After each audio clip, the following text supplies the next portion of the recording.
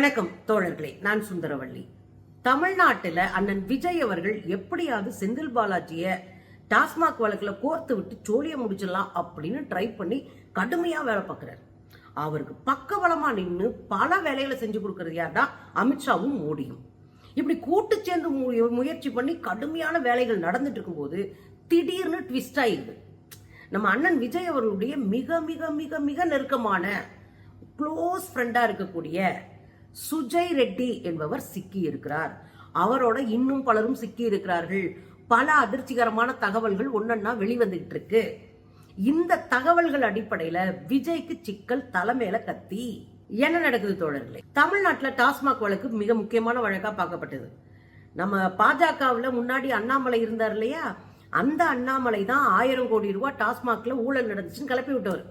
அவர் கிளப்பி விட்டோன்னே ஈடி ஓடியாருது. ஏன்னா பாஜக எதை சொன்னாலும் ஓடி போய் கடிக்கிற ஏவல் நாயாகத்தானே இடி, ஐடி, அது இதுன்னு எல்லா நிறுவனங்களும் இருக்கு. நீதி அமைப்பு வரைக்கும் அப்படித்தானே இருக்கு. விசாரணை அமைப்புகள் அப்படித்தானே இருக்கு. பாக்கெட்ல இருக்கு, பாஜகவினுடைய பாக்கெட்ல இருக்கு இந்த அமைப்புகள்லாம். இந்த அமைப்புகள் உடனே ஓடி வருது, இடி ரைடு பண்ணுது, நிறைய பேரை கைது பண்ணுது, நிறைய கம்ப்யூட்டர்ஸ் எடுக்கிறாங்க, நிறைய மின்னணு கருவிகளை கையில் எடுக்கிறாங்க, நிறைய இடங்களை சீல் வைக்கிறாங்க. இது எல்லாம் நடந்துச்சு திமுக ஆட்சியில.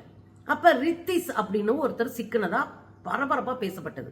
இந்த ரித்திஸுக்கும் திமுகவுக்கும் உடன்படிக்கை உண்டு, நெருக்கமானவர், திமுகவில் இருக்கிற பல தலைவர்களோடு நெருக்கமானவர் அப்படின்னு பரபரப்பா பேசப்பட்டது. ஆனா இந்த வழக்கு நீதிமன்றத்துக்கு போகும்போது பிசுபிசுத்து போச்சு.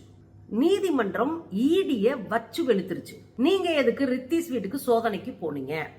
இல்ல அவருக்கு மேலேயும் இந்த அலிகேஷன்ஸ் இருக்கு. அவர் மேல கம்ப்ளைண்ட் இருக்கா? இல்ல. அந்த கம்ப்ளைண்ட் வரும்போது இவர் என்ன பண்ணிட்டு இருந்தாரு? கல்லூரியில படிச்சுட்டு இருந்தாரு. கல்லூரியில படிச்சுட்டு இருந்தவருடைய பேர் எப்படி கம்ப்ளைண்ட்ல வந்துச்சு?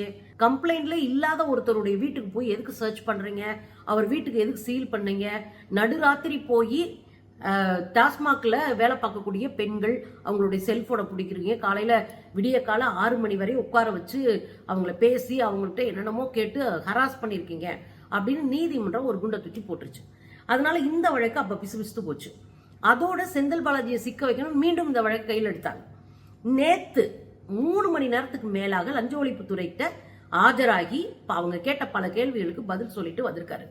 வந்தவர் வெளியே இது திட்டமிட்டு அரசியல் பழிவாங்கும் நடவடிக்கை, என்ன கோர்த்து விடணும் அப்படின்றதுக்காக அவங்க இந்த இவ்வளவு வேலை பாக்குறாங்கன்னு நம்ம தான் பார்த்துட்டு இருக்கோமே. 41 பேர் கரூர்ல செத்தாங்க, கோர்த்து விட்டது செந்தில் பாலாஜிய.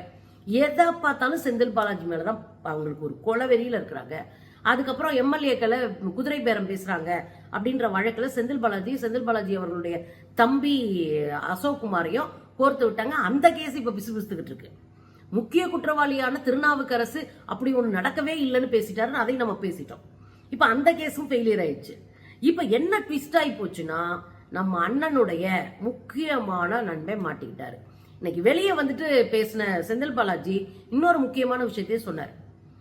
எலக்ட்ரிசிட்டி போர்டுல, அதாவது மின்சாரத்துறையில 14,500 கோடி கடன் இருந்துச்சு அதிமுக விட்டுட்டு போகும்போது. அதுக்கு பிறகு அந்த கடனை கொஞ்சம் கொஞ்சமா அடைச்சு 930 கோடிக்கு நாங்க மாத்தி இருக்கோம் அப்படின்னு ஒரு தகவலை சொன்னாங்க. இதெல்லாம் சொல்லிட்டு போன பிறகு டாஸ்மாக் வழக்கு என்னையா இருக்குன்னு பார்த்தா வகையா சிக்கி இருக்கிறாரு அண்ணன் விஜய். சுஜய் ரெட்டி, அனில் ரெட்டி, விஷ்ணு ரெட்டி, இந்த 3 பேரும் பார்ட்னர்ஸ். ஒரே சமூகத்தை சேர்ந்தவங்க பார்ட்னர்ஸ். இவங்க 3 பேர் சேர்ந்து தான் பல நிறுவனங்களை நடத்துறாங்க. ஐரா ப்ரமோட்டர்ஸ் ஒன்று இருக்குது, அது இவங்க நிறுவனம் தான். அப்படி பல நிறுவனங்கள்ல இவங்கெல்லாம் பார்ட்னர்ஷிப்ல 3 பேரும் சேர்ந்து செய்யறாங்க. இவங்களுக்கு நெருக்கமானவங்க தான் ரத்தீஸ். அந்த ரத்தீஸ் யார் தெரியுதா? திமுக பீரியட்ல ஈடியால கைது செய்யப்பட போய் வீடு சீல் வைக்கப்பட்ட முதன்மை குற்றவாளியான ரத்தீஸ் இவங்களுடைய ஃப்ரெண்ட்ஸ். இப்ப புரியுதுங்களா? ஒரு 3 பேர் இருக்கிறாங்க. சுஜய் ரெட்டி, அனில் ரெட்டி, விஷ்ணு ரெட்டி. இந்த விஷ்ணு ரெட்டி எங்கேயோ கேட்ட மாதிரி இருக்கா? அதே இந்த விஷ்ணு ரெட்டி தான் இவர் விஜய் அண்ணாவுக்கு ரொம்ப நெருக்கமானவர். அதே மாதிரி சுஜய் ரெட்டியும் நெருக்கமானவர். விஷ்ணு ரெட்டி என்ன பண்ணுவார்னா, அவருக்கு என்ன பதவி கொடுத்திருக்காங்கன்னா, அரசியல் ஆலோசகர் பதவி கொடுத்திருக்காரு அண்ணன். இப்போ அண்ணன் கூடயேவும், அண்ணன் எங்க போனாலும் கூட போறவர் தான் இந்த விஷ்ணு ரெட்டி. அண்ணன் ஆளுநரை பாக்குற அன்னைக்கு கூட போனாரு விஷ்ணு ரெட்டி. நம்ம ஆளுக பூரா முட்டை போட்டு எதுக்கு இந்த ஆளை கூட்டிட்டு போற, அரசியலோட எந்த தொடர்பும் இல்லாத ஆந்திராவை சேர்ந்த தொழிலதிபர், அவர் எதுக்கு நீ கூட கூட்டிட்டு போற அப்படின்ற கேள்வி எல்லாம் வச்சாங்க. அங்க அமித்ஷாவை சந்திக்க போகும்போது அதிகாரிகளை எல்லாம் விட்டுட்டு அமைச்சர்கள் எல்லாம் விட்டுட்டு இவங்களெல்லாம் கூட்டிட்டு தெரிஞ்சாரா விஜய். நீங்க அதெல்லாம் படிச்சிருப்பீங்க, பார்த்திருப்பீங்க, தெரிஞ்சிருக்கும். அப்போ ஒரு விஷயம் நடந்திருக்கு அப்படின்னா இந்த 3 பேரும் போன முறை குற்றவாளியா சொல்லப்பட்ட ரத்தீஸ் இவங்க எல்லாருமே பயங்கர ஃப்ரெண்ட்ஸ். இதுல இன்னொன்னு சொல்லவா, இந்த 3 பேர் இருக்கிறாங்கல்ல, அனில் ரெட்டி, சுஜய் ரெட்டி, விஷ்ணு ரெட்டி, இந்த 3 பேரு மேலையும் ஊழல் வழக்கு ஆல்ரெடி இருக்கு.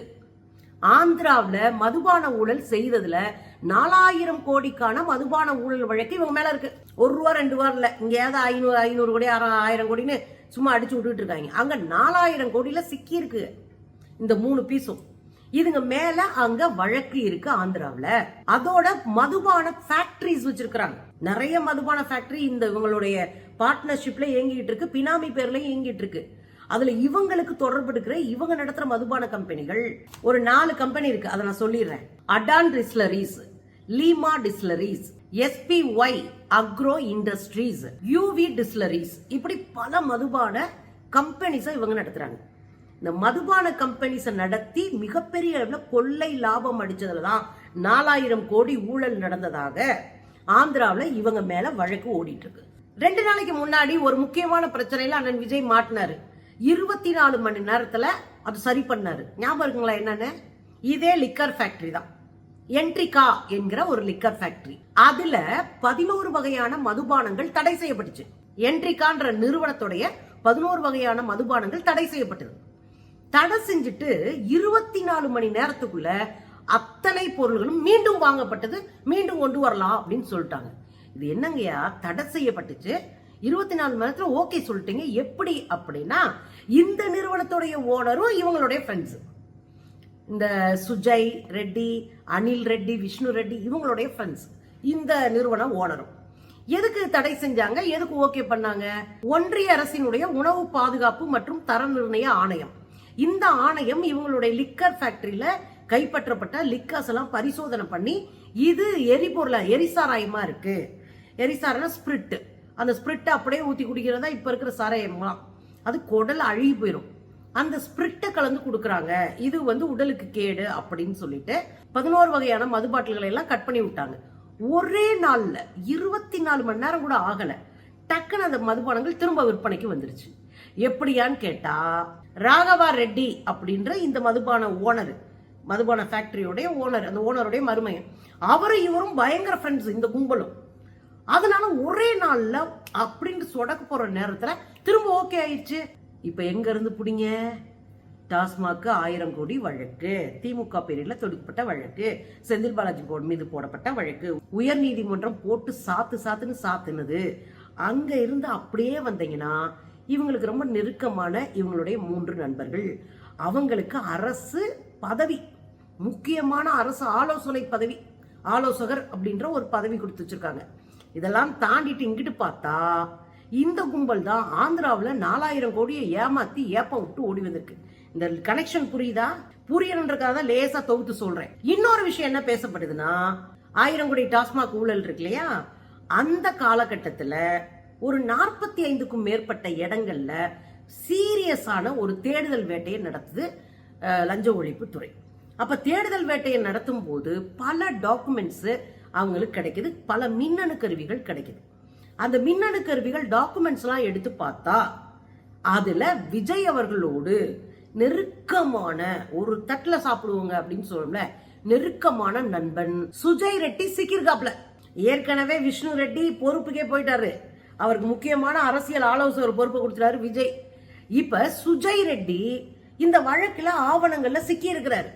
அவர் மீது அவரை கைது செய்யக்கூடிய அபாயகரமான சூழலுக்கு அவர் தள்ளப்பட்டிருக்காரு. அவர் மேல ஏற்கனவே 4000 கோடி ஊழல் இருக்கு. இந்த பீஸ் தான் விஜய் அவருடைய நெருக்கமான நண்பர். பாருங்களேன், பாத்தீங்கல்ல, அதுல விஜய் பக்கத்துல நிக்கிற மொட்டை அடிச்சிருக்காருல, அவர் தான் இந்த சுஜய் ரெட்டி அப்படின்றவர். இப்ப என்ன கேள்வின்னா, நீங்க செந்தில் பாலாஜியா விசுகுன்னு இது பண்றீங்க, விசுகுன்னு கேஸ் போடுறீங்களே, உங்க நண்பன் சுஜய் ரெட்டி, விஷ்ணு ரெட்டி, அனில் ரெட்டி சிக்கி இருக்கிற, அதே போல அவங்களுடைய நண்பர்களா இருக்கிற என்ட்ரிகா நிறுவனம் இத்தனையும் தப்பிச்சிருச்சு. இன்னொன்னு சொல்ல போனா, பழைய வழக்கில் இருந்த ரத்தீஸ் இருக்கார் இல்லையா, அவரு இந்தியாவிலே இல்லையா, வெளிநாட்டுக்கு தப்பி போயிட்டாராம். அவருக்கு லுக் அவுட் நோட்டீஸ் கொடுக்கப்பட்டிருக்கு. வெளிநாட்டுக்கு எப்படி தப்பி போனாரு, யார் அனுப்புனா அப்படின்னா, இந்த சுஜய் ரெட்டி இருக்கிறார் இல்லையா, சிஎம் உடைய க்ளோஸ் ஃப்ரெண்டு, அவர் தான் அம்புட்டு வேலையும் பார்த்திருக்காருன்ற உண்மை இன்னைக்கு வெளியே வந்துச்சு. உண்மை இன்னைக்கு அடுக்கடுக்க அடுத்தடுத்து வெளியே வந்து இன்னைக்கு சமூக வலைத்தளங்கள் முழுவதும் அதான் பேசு பொருளா மாறி இருக்கு.